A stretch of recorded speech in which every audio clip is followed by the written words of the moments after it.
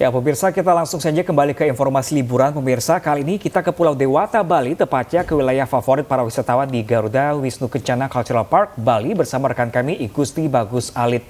Halo, selamat siang rekan Alit, seperti apakah liburan di GWK hingga siang hari ini di Bali?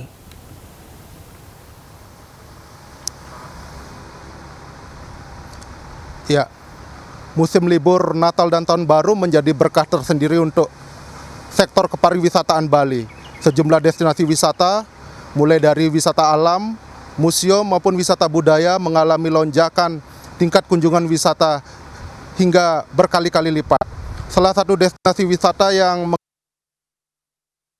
kunjungan tinggi itu terdapat di GWK Cultural Park yang beberapa waktu lalu menjadi salah satu venue dari gelaran KTT G20. Untuk mengetahui tingkat kunjungan wisatawan di GWK Cultural Park, di sebelah saya sudah ada Andre Prawiradi Sastra yang merupakan GM Markom dari GWK Cultural Park. Selamat siang Pak Andre. Selamat siang Mas. Ya.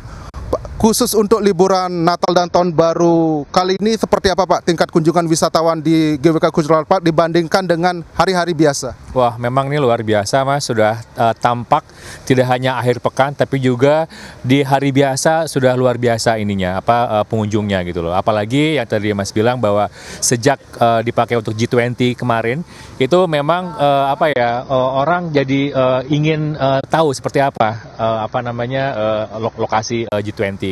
Sebelumnya kalau tidak high season seperti ini kita di angka 3.000 Mas per hari, mau weekday mau weekend, tapi sampai kemarin kita sehari sudah mencapai angka 9.000 orang per hari dan tidak hanya di akhir pekan tapi juga di awal pekan seperti itu. Ya. Experience apa sih yang diberikan kepada wisatawan khususnya pada libur Natal dan Tahun Baru kali ini? Ada nggak experience baru yang khusus disajikan GWK untuk pengunjungnya? Ya. Mungkin secara reguler kita mempersiapkan dan menampilkan 15 pertunjukan setiap hari, setiap jam Mas, pertunjukan Bali. Tapi khusus buat high season ini, tanggal 17 kemarin sampai tanggal 1 Januari nanti, kita sudah ada festival Bali namanya. Jadi GWK menjadikan salah satu tempat terbesar di Bali yang merayakan pesta tahun baru yang kita targetkan mencapai 23.000 orang nanti di tanggal 31 nanti gitu. Betul. Ya. Demikian dari Garuda Wisnu Kencana Cultural Park, Bagus Alit, Dewa Partika melaporkan. Ya, terima kasih Gusti Bagus Alit langsung dari GWK Bali. Pemirsa, Kementerian Agama mengizinkan pelaksanaan ibadah Natal dihadiri secara tatap muka dengan kapasitas 100%. Ya pemirsa, hal tersebut tertuang dalam Surat Edaran Menteri Agama nomor 15 tahun 2022 tentang pedoman pelaksanaan Natal dan Tahun Baru pada masa COVID-19.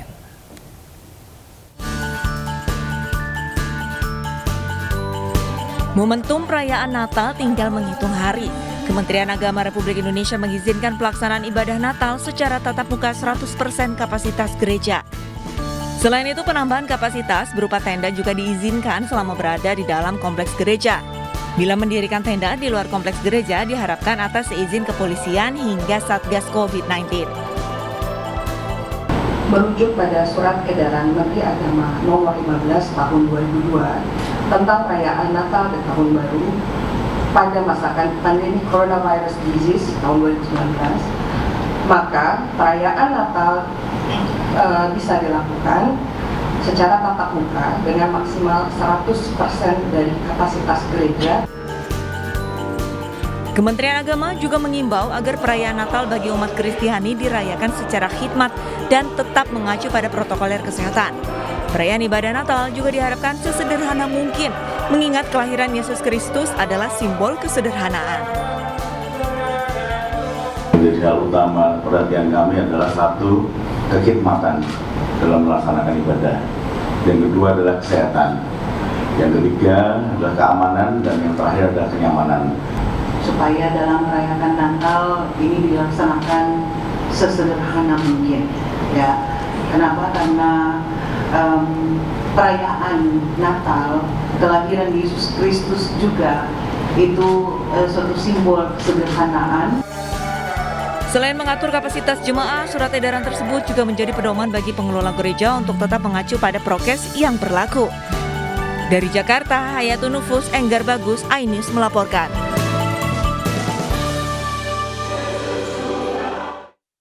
Kita ke informasi lainnya, pemirsa. Tersangka kasus tragedi Kanjuruhan Ahmad Hadian Lukita dibebaskan karena masa penahanannya di Polda Jawa Timur telah berakhir. Jaksa penyidik mengembalikan berkas perkara ex-dirut PT LIB karena belum lengkap.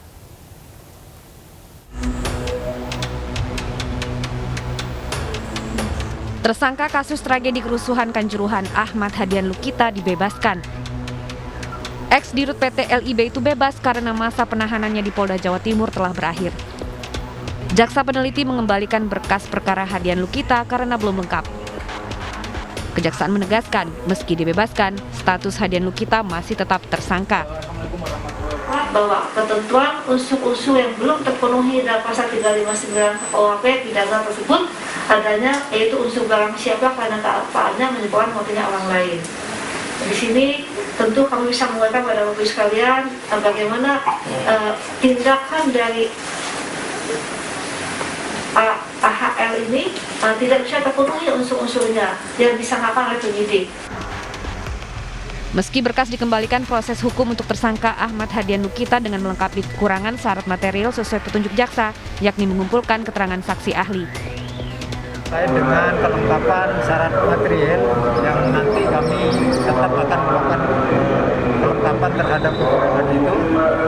Tentunya dengan waktu yang sudah habis ini kami wajib untuk mengeluarkan terhadap tersangka dimaksud. Sambil lalu kami tetap berupaya untuk melengkapi syarat material yang ada kekurangan tersebut. Apa syaratnya yang jadi petunjuk dari Kejaksaan Tinggi? Rencana kami akan berupaya untuk mencari keterangan ahli kembali. Artinya tidak SP3 tapi dikeluarkan karena masa penahanan sudah habis. Proses persidangan untuk 5 tersangka tragedi Kanjuruhan akan dilaksanakan di Pengadilan Negeri Surabaya dengan alasan keamanan. Tragedi huru-hara Kanjuruhan pada 1 Oktober lalu menewaskan 135 orang. Selain itu, ratusan orang juga menjadi korban luka ringan dan berat.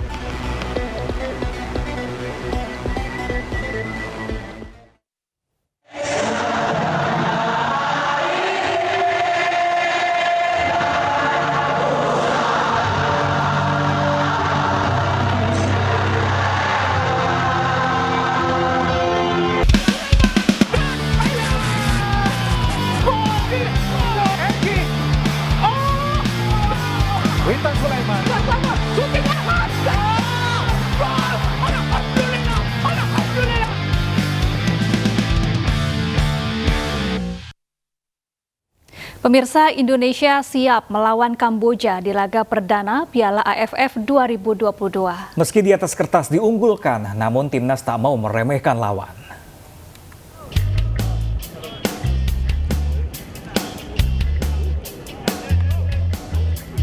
Timnas Indonesia menjalani sesi latihan terakhir jelang melawan Kamboja di ajang Piala AFF 2022 di Stadion Utama Gelora Bung Karno 23 Desember 2022.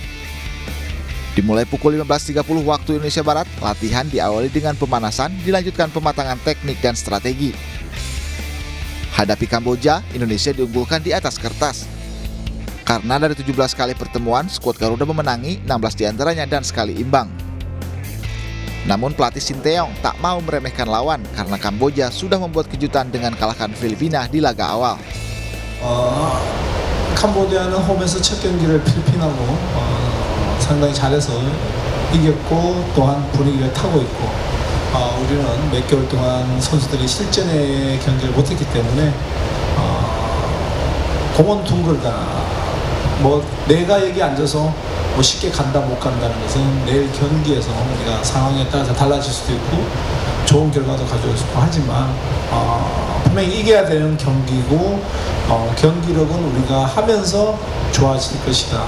나는 이렇게 보고 있기 때문에 캄보디아를 쉽게 생각할 수 있는 부분은 절대 아니다.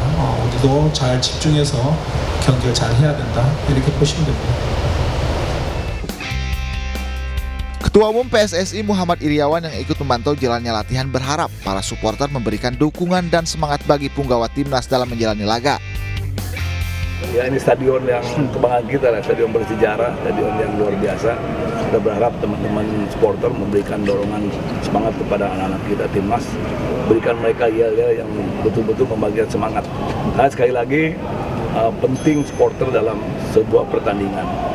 Itu pemain ke-12 dan saya sekali lagi pertama Federasi dan Lintas Sepak Bola terima kasih kepada pemerintah, Pak Presiden, Pak Menpora, khususnya kepada Pak Kapolri sudah mengizinkan dan diberikan space supporter 70% dari kapasitas maksimum di GBK ini. Sekali lagi. Selain satu grup dengan Kamboja, timnas juga bersama Thailand, Filipina, dan Brunei Darussalam.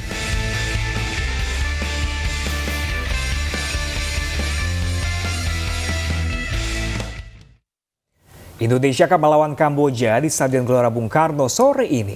Ya, supporter timnas Garuda sudah bisa membeli tiket yang hanya tersedia sebanyak 25.000 saja.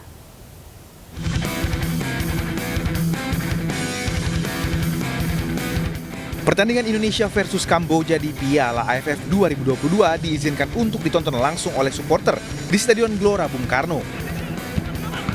PSSI hanya menyiapkan 25.000 tiket yang sudah bisa dibeli secara online. Tiket termahal di kelas VIP mencapai Rp1.000.000. Sementara termurah dibanderol Rp90.000 untuk kategori 3. Supporter bisa memilih posisi duduk di Stadion GBK sesuai harga tiket yang dibeli.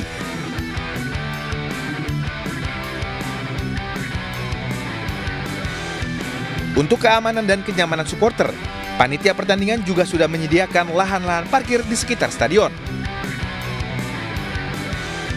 Bagi supporter yang membawa kendaraan pribadi bisa parkir di Plaza Tenggara, Plaza Timur, dan Plaza Utara. Sementara bagi pengguna kendaraan umum, bisa menggunakan MRT turun di Stadion Senayan dan Transjakarta turun di halte Gelora Bung Karno. Ya, jelang pertandingan pertama Timnas Indonesia di Piala AFF 2022, Ketua DPP Pemuda Partai Perindo optimis Indonesia unggul lawan Kamboja. Ya, meski kehilangan beberapa pemain unggulan, bergabungnya Coach Sintayong menjadi langkah kuat Timnas membawa trofi ke tanah air.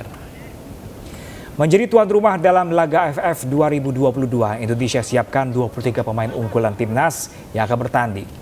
Ketua DPP Pemuda Partai Perindo, Effendi Syahputra mengatakan laga kali ini menjadi momentum awal yang membuka jalan Timnas menuju semifinal. Bergabungnya Coach Sintayong yang sudah cukup lama melatih, diyakini membawa Garuda Muda Indonesia menuju kemenangan meski harus mengganti beberapa pemain unggulan sebelumnya. Ini jadi momentum awal kita tuan rumah, mestinya kita bisa mengambil poin penting ini untuk membuka jalan ke semifinal. Ini juga pembuktian buat Coach Sintayong untuk kali ini bisa meraih juara untuk pertama kali Indonesia. Saya melihat Coach Sintayong cukup siap ya dengan materi-materi pemain mudanya yang ada sekarang bermain di depan publik, sehingga tidak ada alasan untuk tidak meraih 3 poin ataupun untuk masuk ke semifinal, bahkan nanti sampai ke juara AFF 2022 ini.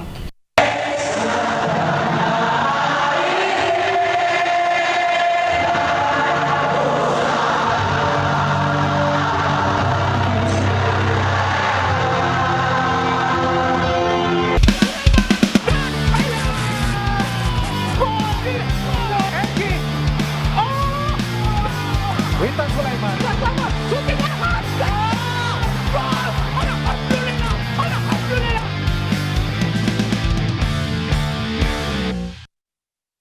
Dan pemirsa, usai sudah siang hari ini, tetap jaga protokol kesehatan karena pandemi belum usai. Saya Pram Senja dan rekan saya. Dan saya Syafaati Suryo, pamit undur diri, selamat beraktivitas dan sampai jumpa.